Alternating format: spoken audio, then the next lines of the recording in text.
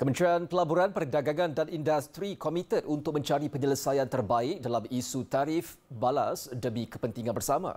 Menterinya Tengku Datuk Seri Zafrul Abdul Aziz yang kini berada di Washington untuk lawatan 2 hari berkata sebelum bertemu pegawai kanan kerajaan Amerika Syarikat, perbincangan diadakan dengan pasukan MITI terlebih dahulu.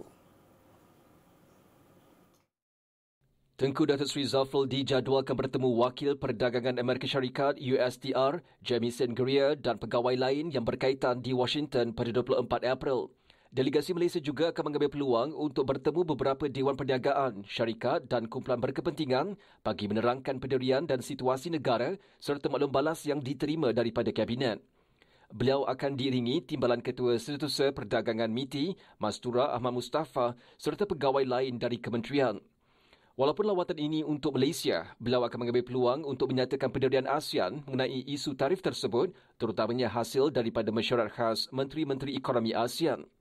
Dalam satu hantaran lain bertajuk, Mencari Jalan Penyelesaian Perdagangan yang Adil dan Saksama, Tengku Datuk Seri Zafrul berkata, beliau juga mengadakan sesi perbincangan yang produktif di Washington bersama pegawai kanan APEC Amerika Syarikat, Duta Matt Murray.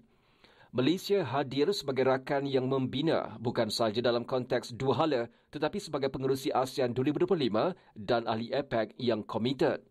Malaysia antara 21 ekonomi anggota dalam Kerjasama Ekonomi Asia Pasifik APEC.